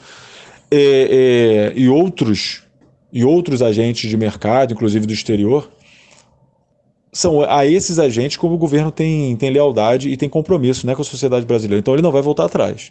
Agora, a gente tem esperança e precisa ter esperança, e não só esperança, mas precisa lutar também para que a operação não seja concretizada. E isso a gente tem total e completa convicção que nós conseguiremos fazer. Nós estamos atuando no âmbito da justiça, fazendo todo tipo de denúncia possível e imaginável. E a gente, inclusive, gostaria de fazer aqui a divulgação do canal no site salveaenergia.com.br. A gente tem agora um canal de escuta digital, que é um espaço destinado a receber relatos sobre indícios de irregularidades no processo de privatização da Eletrobras. Todas as informações deste canal, relatadas nesse canal, serão tratadas pelo nosso jurídico do Coletivo Nacional dos Eletricitários, sendo preservada a identidade dos informantes e ajudando a gente a encontrar irregularidades no processo de privatização da Eletrobras. A gente vai poder fazer as denúncias nos canais corretos, vai poder travar esse processo e fazer com que, e forçar o governo a não conseguir fazer essa operação para as pessoas às quais ele serve, né? Para os grandes capitalistas e os grandes agentes capitalistas externos e internos. Esse é o ponto, né? O governo ele não vai voltar atrás, mas isso não significa que a gente não vai vencer essa luta. A gente precisa vencer essa luta, nós iremos vencer essa luta, e esse canal de escuta digital, para fazer as denúncias de irregularidades, ele é ponto-chave para que a gente possa encaminhar com o nosso jurídico de forma correta e de forma a conseguir uma efetiva ação junto ao Judiciário, junto ao Tribunal de Contas da União, enfim, que, como vocês já viram, eu pude falar aqui, tem dois passagens importantes no Tribunal de Contas da União, e que esse processo ele pode ser muito atrasado, de forma a inviabilizar durante esse governo maldito essa operação, e a gente poder ter a chance de fazer reversão dessa operação no governo futuro. Essa falta de investimentos do país no setor energético ao longo dos últimos anos, Felipe, provocou esse cenário caótico de escassez de energia que está colocado, com o aumento da tarifa, a utilização das termoelétricas para tentar minimizar o problema e a possibilidade de um apagão no país, caso as chuvas não voltem a encher os reservatórios das hidrelétricas. De quem é a culpa, Felipe, por esse panorama difícil que temos enfrentado? É só da falta de investimentos? Há outros fatores agregados a isso? Vocês da ASEF têm uma definição a esse respeito? Olha, Anderson, é fato que existe uma crise hídrica, é fato que existe uma crise hídrica. Agora, também é fato que resumir toda essa crise a uma crise hídrica é uma estratégia muito clara do governo de jogar responsabilidade no evento natural e tirar a responsabilidade deles dessa crise. Essa crise não é uma crise hídrica, é uma crise energética. Isso eu gostaria de deixar isso bem claro aqui. Essa é uma crise essencialmente energética. O que eu quero dizer com isso? Os nossos reservatórios eles foram mal geridos. Esse governo ele teve a atenção dele voltada totalmente para a venda da empresa e não para a gestão do setor. Se tivesse tido o compromisso de fato com a população brasileira na gestão do setor elétrico, dos reservatórios, e inclusive com movimentações muito esquisitas, né, de liberação de água de reservatórios, e depois tendo que ligar várias usinas termoelétricas para poder compensar essa energia não gerada.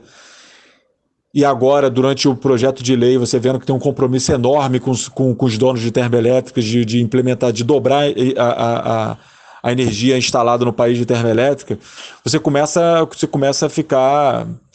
a ligar os pontos e ver que o negócio não está muito certo, né?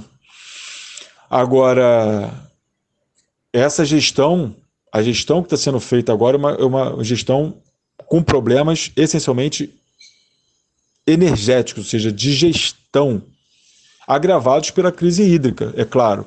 Mas a falta de investimento nas empresas, a total falta de compromisso com a força de trabalho, que é quem faz o país ficar ligado 24 horas por dia, demitindo o máximo de pessoas possível.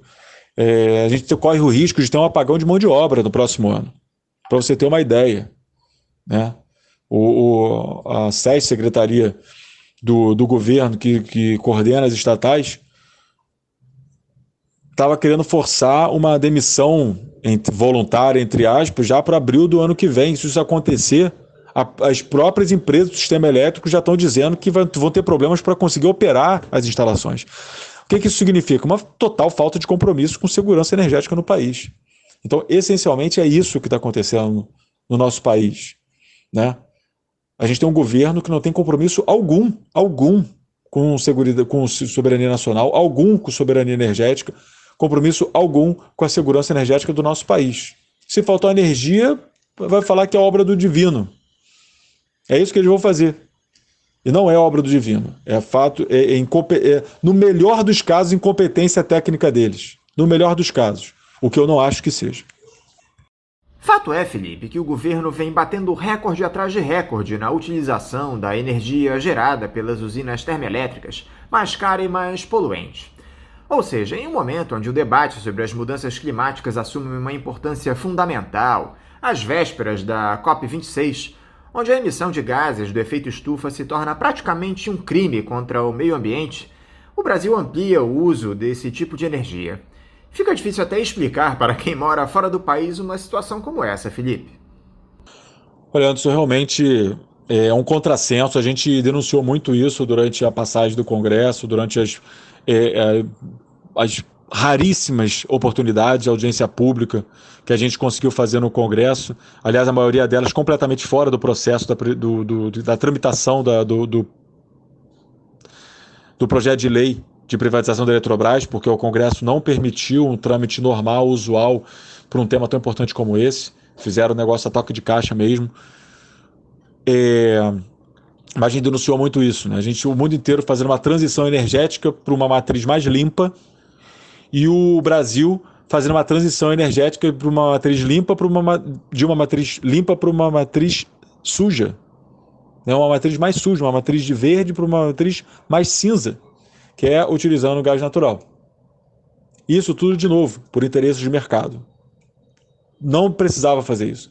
Isso foi uma opção por interesses de mercado. Não tem planejamento de nação em relação a isso. Não existe planejamento de Brasil em relação a esse ponto. Existe atendimento a interesses privados do mercado nacional e internacional. A gente inclusive uma desonestidade intelectual de algumas universidades, algumas fundações famosas, né, de 3 letrinhas, que estão por aí promovendo vários webinars do setor, da parte energética, transformação de mercado, etc., que são, na verdade, grandes promotores intelectuais dessa lógica neoliberal, e falando de mudança de matriz energética, utilizando essa transformação de matriz energética, o mesmo termo que utilizam lá fora, para poder confundir a população, de uma desonestidade intelectual absurda. Para você ver que as coisas são tão concatenadas e são intencionais, né? Quando se fala de transformação energética, sempre é uma matriz mais cinza, uma matriz mais suja, para uma matriz mais limpa, uma matriz mais verde e renovável. Aqui no Brasil, nós estamos fazendo um movimento completamente oposto a este movimento. Então, nós estamos, sim, agredindo mais o planeta e, além de fazer uma agressão maior ao planeta e de inviabilizar a sustentabilidade ambiental para as próximas gerações, a gente ainda está pagando mais caro por isso. Ou seja, é uma coisa completamente sem sentido.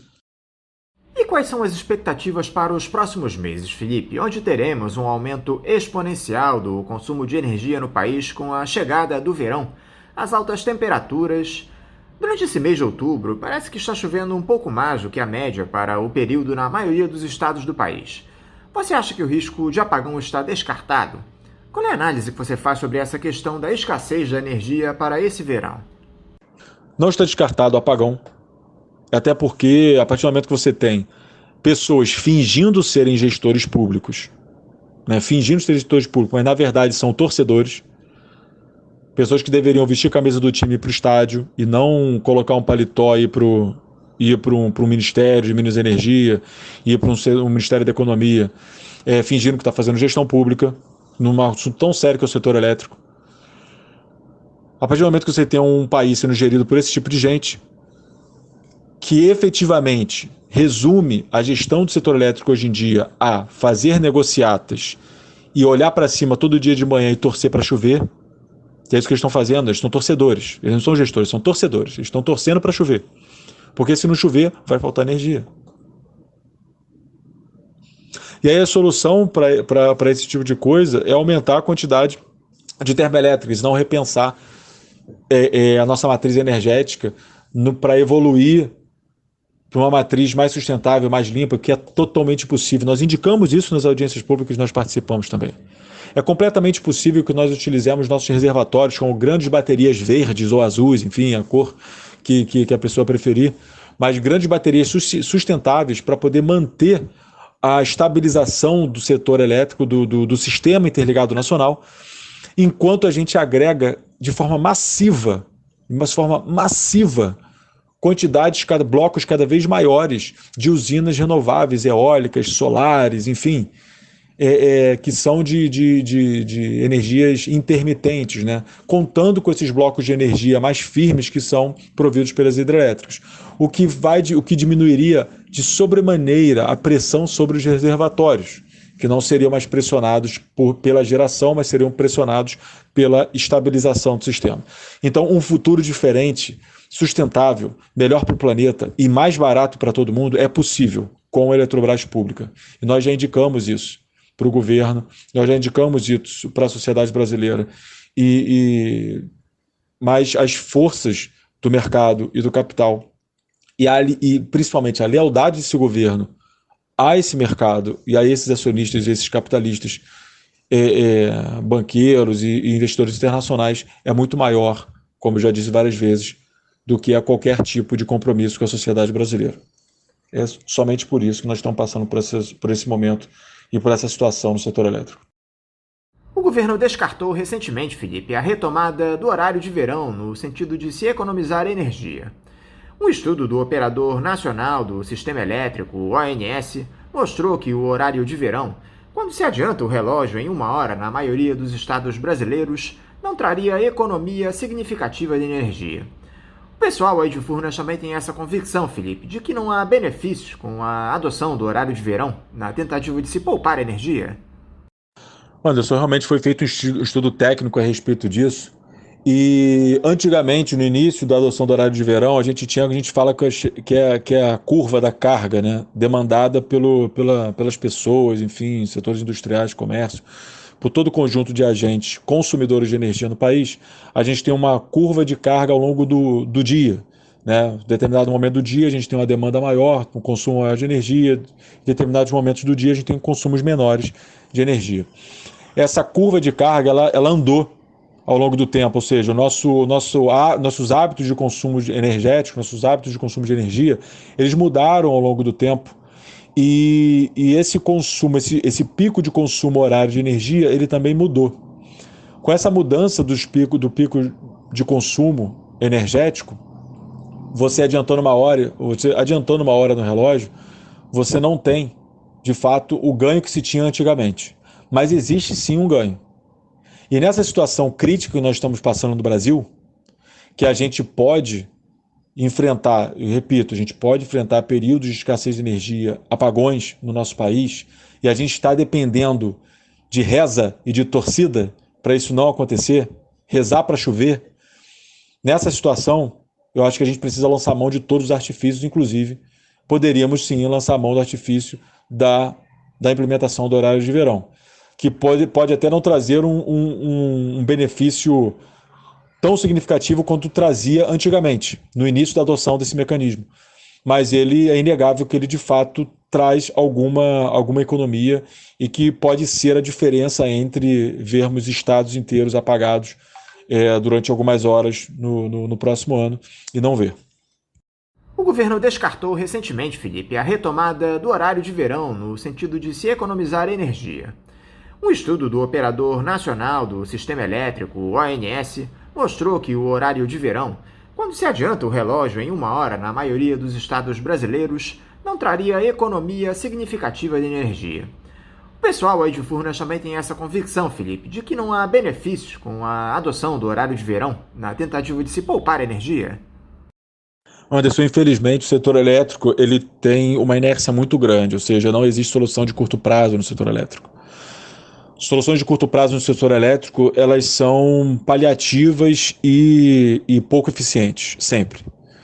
O setor elétrico, ele precisa, por isso que o setor elétrico ele precisa ser planejado. Quando o setor elétrico ele é abandonado, ele é sucateado, como ele está sendo feito agora, como foi feito na década de 90, e que aconteceu exatamente a mesma coisa. Tá? A gente fez um paralelo, a gente também faz esse paralelo com a década de 90, exatamente os mesmos prazos que a empresa começou a ser sucateada, a mão de obra começou a ser sucateada, ter ser forçados a fazer menos manutenções nas nossas instalações, ter menos mão de obra qualificada trabalhando na manutenção do sistema elétrico. A gente viu o que na década de 90, que tentaram privatizar a Eletrobras, a gente viu apagões no Brasil, que ficaram famosos, apagões, muita gente ainda se lembra dessa época. E foi exatamente por conta dos movimentos que foram feitos naquela época para privatizar Furnas, para privatizar as empresas do setor elétrico, que privatizaram vários distribuidores naquela época, né? Que estão fazendo exatamente a mesma coisa agora. Só que agora eles vão vender tudo. Eles vão vender tudo. Naquela época, quando o negócio apertou e começou a ter problema de apagão, o que eles fizeram? Eles suspenderam o movimento de privatização da Eletrobras e se valeram da Eletrobras como uma ferramenta, uma ferramenta estratégica para atuação direta, intervenção direta no sistema interligado nacional, no sistema de geração, para poder melhor gerir os blocos de energia e fazer com que os apagões fossem mínimos e a gente conseguir vencer aquele período. Atualmente não, atualmente o presidente sai falando na imprensa, dando declarações, dando a entender que não tem problema nenhum, pode consumir o máximo que você puder. Quer dizer, agora quando começar o verão e algum presidente dizendo que não precisa economizar, né, fala que precisa economizar, depois fala que não precisa, é uma coisa completamente maluca, que inclusive a gente pode ver pelo histórico de consumo de energia que ninguém está economizando absolutamente nada. A gente vai ver uma pressão cada vez maior, ou seja, uma pressão cada vez maior sobre o setor. Não existem soluções mágicas, não existem soluções rápidas. O setor elétrico precisa de planejamento, precisa de ações que vão colher seus resultados a médio e longo prazo.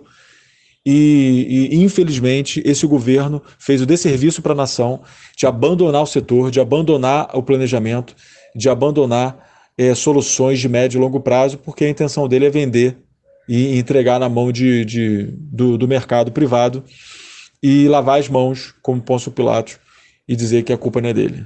É isso que a gente está vendo e infelizmente não tem solução de curto prazo.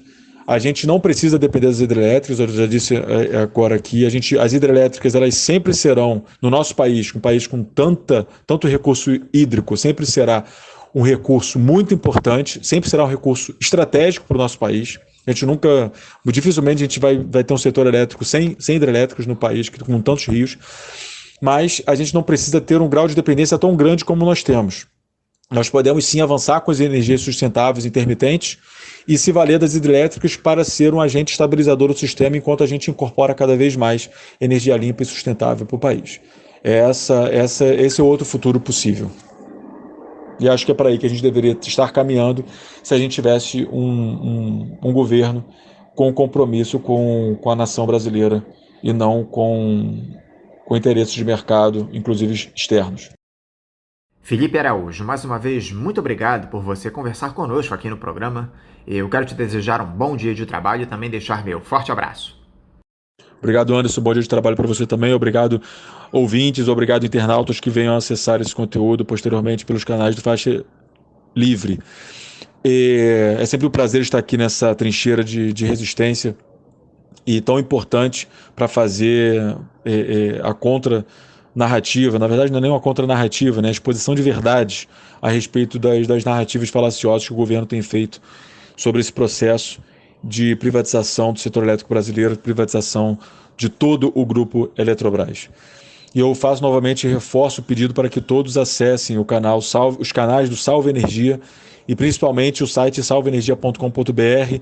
E se você faz parte do Grupo Eletrobras, é trabalhador, ou se faz parte do Tribunal de Contas da União ou do governo, e está ciente do que está sendo feito, desse crime que está sendo feito, você pode sim ajudar o povo brasileiro, você pode sim ajudar o seu país fazendo a denúncia no canal Escuta Digital, disponibilizado no site salveenergia.com.br. Nos ajude a impedir esse crime que estão tentando impor a nossa nação. Muito obrigado. Conversamos aqui com o diretor da Associação dos Empregados de Furnas, a ASEF, e do Sindicato dos Engenheiros no Estado do Rio de Janeiro, o SENGRJ, Felipe Araújo. Vamos agora a um novo intervalo. Voltaremos daqui a pouquinho. Bandeirantes 860. Nova frequência para velhos amigos.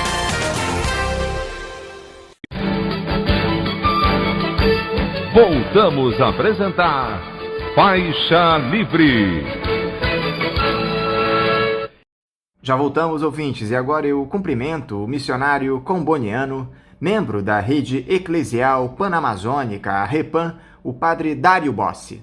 Padre Dário Bossi, bom dia. Bom dia Anderson, bom dia a todas e todos os ouvintes do programa Faixa Livre aqui na Rádio Bandeirantes do Rio de Janeiro. É um prazer grande estar com vocês. Padre Dário, muito obrigado por o senhor dialogar conosco aqui no Faixa Livre. Padre, o Brasil passa por um momento muito complicado da sua história sob a gestão do presidente Jair Bolsonaro, que tem promovido uma série de retrocessos em todos os setores da nossa sociedade, e um deles é o meio ambiente. Há um aumento vertiginoso da destruição dos nossos biomas. As queimadas no Pantanal e na Amazônia se ampliaram como nunca antes para atender aos interesses dessa turma que explora as terras das mais diferentes formas. A partir do próximo dia 31, nós teremos a realização da Conferência do Clima, a COP26, na cidade de Glasgow, na Escócia, onde os líderes mundiais vão discutir as mudanças climáticas provocadas pela emissão de gases do efeito estufa, e o senhor tem participado ativamente desse debate aqui no Brasil a esse respeito. Nós vamos conversar sobre isso mais à frente no programa, Padre Dário, mas eu gostaria antes que o senhor falasse um pouco sobre como tem visto esse quadro que o nosso país vem atravessando, com um político que ignora os dramas da nossa população, lidera um genocídio em meio a uma pandemia, levando à morte de mais de 600 mil pessoas, algo que ficou comprovado pelas investigações da CPI da pandemia, e só tem como objetivo se reeleger e atender aos interesses dos endinheirados. O senhor esperava um cenário como esse lá em 2019, no início do mandato do presidente Jair Bolsonaro, padre? Veja bem, havia evidências explícitas deste desenho, deste projeto de morte, desde o histórico do candidato, de sua campanha eleitoral. Eu acho que temos que fazer um exame de consciência, também como igreja, por nossa pouca capacidade de ler os sinais dos tempos. Diria por nossa cegueira, provocada por interesses ou por ideologias baratas, que não querem aprofundar as questões e se sentem mais seguras em suas próprias redomas.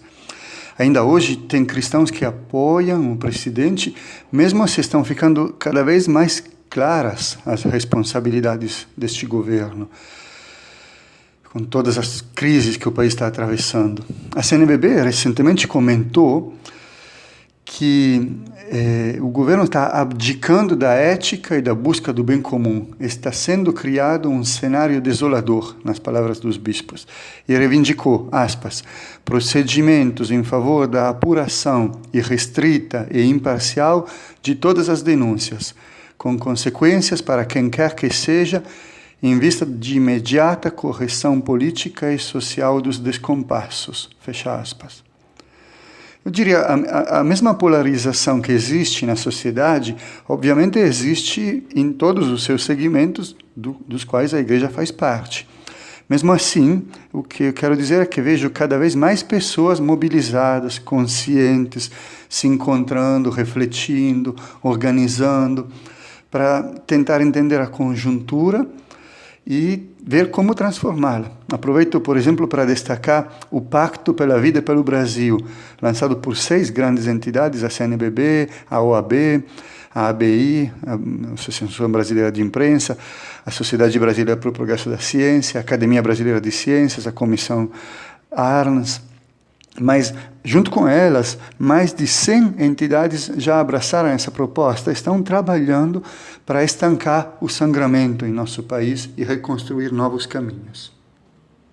Como eu citei anteriormente, padre, o senhor, que já tem o olhar voltado para a região amazônica há muito tempo, vem tratando a respeito das soluções possíveis a serem levadas à COP26. Na última semana, o senhor participou do Encontro de Saberes da Amazônia e Mudanças Climáticas, realizado no campus da Universidade Federal do Pará, em Belém, de forma híbrida, com um grupo presencial de cerca de 200 pessoas e um grupo virtual.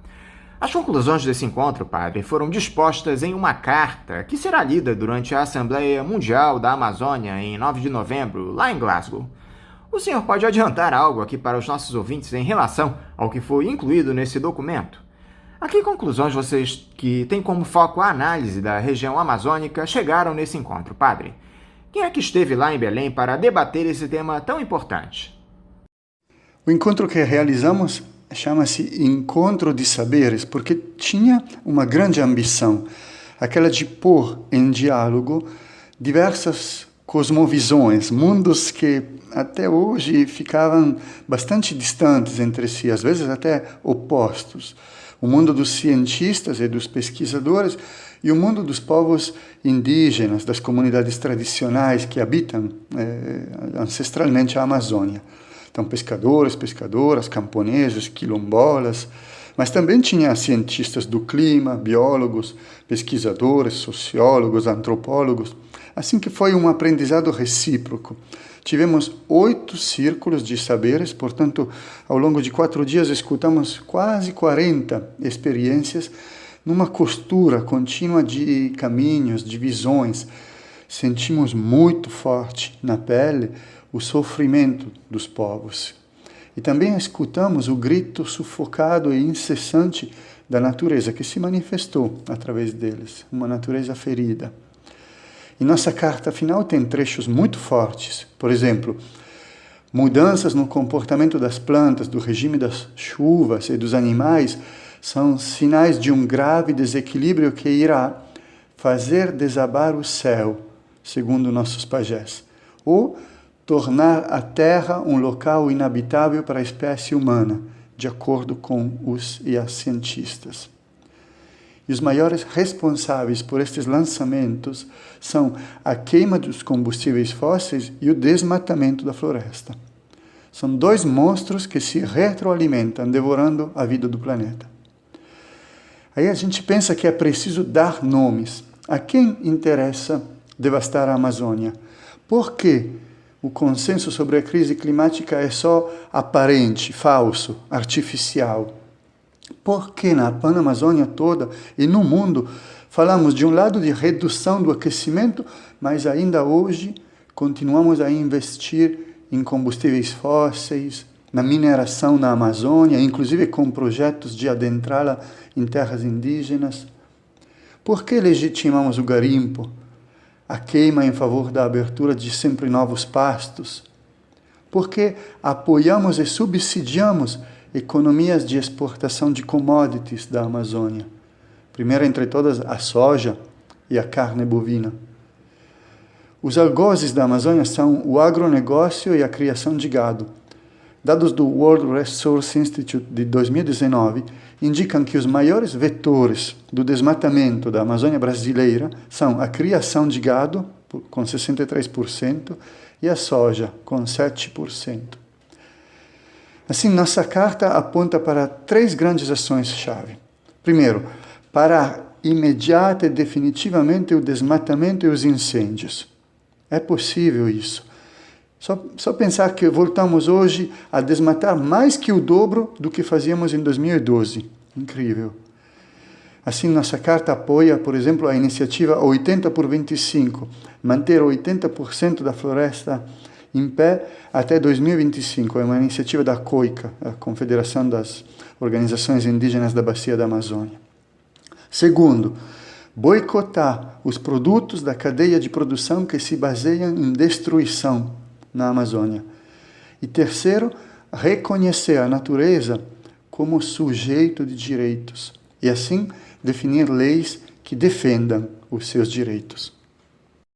E qual é a expectativa de vocês que estiveram nesse encontro, padre, das pessoas que defendem a preservação dos nossos biomas em relação à COP26? O senhor acredita que esse evento, que vai debater as mudanças climáticas, possa trazer alternativas emergenciais para reduzir a emissão de gases que agridem a camada de ozônio? Veja bem, o problema não é só a camada de ozônio, mas é a redução drástica de todas as emissões que produzem gases com efeito estufa. Assim, o consumo de combustíveis fósseis e o desmatamento e os incêndios são os principais inimigos que temos que combater. Estamos muito atrasados. O Acordo de Paris, ainda 6 anos atrás, não está sendo cumprido em sua totalidade. O painel internacional de cientistas sobre as mudanças climáticas já disse que não vamos conseguir ficar abaixo do crescimento de 1,5 graus desde o início da era industrial. Então precisamos correr contra o tempo para evitar, até o fim do século, que se cresça ainda mais, o que seria uma catástrofe. E as futuras gerações vão pedir contas de nossa irresponsabilidade. Assim estaremos presentes em peso na COP, apesar da Covid, apesar dos altos custos que isso comporta, dos deslocamentos limitados, porque lá vai ter 3 modelos em disputa. Um, que é o mais antiquado, é aquele que quer seguir ainda tudo como está, até exaurirmos todos aqueles que eles chamam de recursos naturais. Esse é o lobby das petroleiras, das grandes mineradoras, das grandes redes de produção de carne, e assim seguindo. O segundo modelo é o modelo que quer seguir ganhando, mas mudando de foco. Assim, investir na sustentabilidade, na tecnologia, no poder das empresas privadas com novo rosto, entre aspas, ambiental. Mas isso é ainda perigoso porque é ainda enfrentar a crise climática a partir de critérios de lucro, o que é muito perigoso, como temos visto até agora. E assim, o terceiro modelo que nós defendemos e que também Papa Francisco continuamente provoca desde sua encíclica Laudato Si, até hoje, com as suas mais recentes declarações, é um modelo que repensa profundamente a nossa economia, a nossa relação com o planeta. Por exemplo, devolver espaço, voz e vez às comunidades locais, às economias circulares de pequeno alcance, às economias territoriais, cooperativas, aquelas que estão integradas nos biomas, se beneficiando dos bens comuns da terra, mas sem interromper sua capacidade de autorregeneração. Aí as pessoas vão dizer utopia, ingenuidade, primitivismo. Não é nada disso. Há experiências crescentes que demonstram que isso é possível. E é possível quando combinado com a manutenção de níveis somente essenciais e fortemente monitorados dos processos extrativos. E também coordenado com uma produção industrial vinculada ao princípio básico do respeito aos direitos humanos e aos direitos da natureza. Portanto, com fiscalização de atores externos, e não das próprias empresas, com tratados vinculantes e com uma sólida regulamentação da atividade produtiva com governança internacional. O senhor pode explicar aqui pra gente, padre, qual é a situação real da Amazônia neste momento? Nós temos visto, dia após dia, os números do desmatamento nessa importante região, não só do país, mas também do planeta, crescerem muito. As populações indígenas têm sido constantemente ameaçadas pela ânsia do grande capital, desses latifundiários, madeireiros, garimpeiros. Como anda o cenário atualmente nesse que já foi considerado o pulmão do mundo, padre? Mais que pulmão do mundo, é o coração. Não se pode viver sem coração.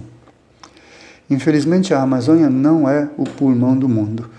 Estudos recentes demonstraram que, em várias regiões da Amazônia brasileira, ela já passou a emitir mais CO2 do que consegue absorver. Já pensou? Isso é por causa dos incêndios, das queimadas que emitem mais gás carbono e também destroem camadas florestais que poderiam absorvê-lo no futuro. Um dos cientistas que participou de nosso encontro de saberes disse que o agronegócio está na raiz das 5 maiores crises socioambientais do Brasil e da Amazônia. A destruição da floresta, o aumento das secas na Amazônia, tivemos 2005, 2010 e 2015 e 2016, 3 secas cada vez mais extremas. A diminuição das águas, e isso em todos os biomas. O Brasil está secando. Nos últimos 30 anos, perdemos 15% da superfície de água no Brasil. 15% nos últimos 30 anos. A destruição pelo fogo e, finalmente, o aquecimento, que até 2030, repito, precisa ser drasticamente interrompido e reduzido. Qual é o papel da Amazônia, padre, nesse cenário de equilíbrio climático do planeta, de manutenção da biodiversidade? Qual é a importância da nossa maior floresta nesse debate sobre as mudanças climáticas? A biodiversidade e o equilíbrio do clima são como as duas pernas sobre as quais se sustenta o futuro do planeta. A Amazônia é um sujeito essencial no mundo para manter essas duas pernas de pé.